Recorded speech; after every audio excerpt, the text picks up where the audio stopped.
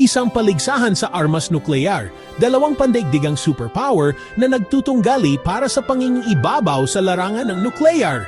Sa pagitan ng mga taong 1945 at 1991, ang Estados Unidos at ang Unyong Soviet ay gumawa ng mahigit 100,000 na armas nuklear sa pagsubok na makamit ang pangingibabaw sa larangan ng nuklear laban sa isa't isa. Ito ang Cold War. Ang paligsahan sa armas nuklear ay nagsimula noong 1945 sa unang matagumpay na pagsubok ng bombang atomika.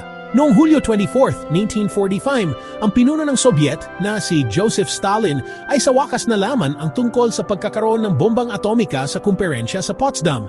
Ikalawang digmaang pandaigdig. Sa puntong ito, wala pang bomba ang Unyong Soviet, ngunit iyon ay malapit nang magbago. Noong Agosto 29, 1949, pinasabog ng Unyong Soviet ang kanilang unang bomba. Ikinagulat ito ng kanluraning mundo na naniniwalang hindi magkakaroon ng bomba ang USSR hanggang sa kalagitnaan man lang ng 1950s.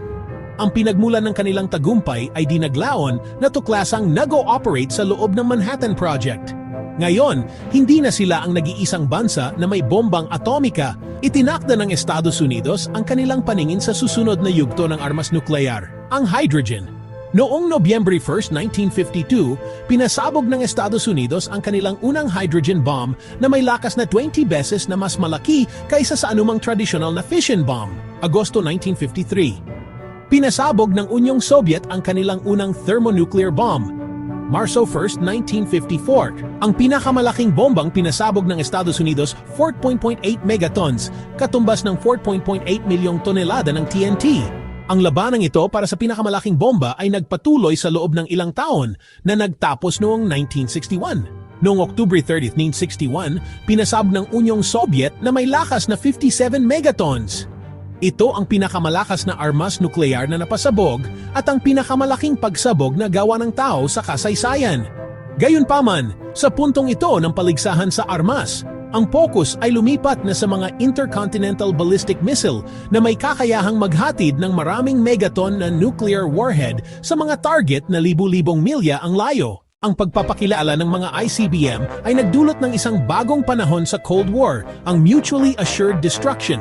Kung ang alinmang panig ay naglunsad ng mga nuclear missile, gaganti ang isa.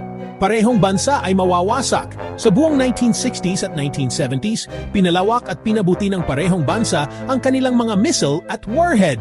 Sa kabutihang palad, wala sa mga sandatang ito ang nagamit kailanman, pagsapit ng huling bahagi ng 1980s. Ang Cold War ay patapos na at ang paligsahan sa armas ay nagwawakas na. Ang Estados Unidos at ang Unyong Soviet ay lumagda sa ilang mga kasunduan sa pag-aalis ng sandatang nuklear.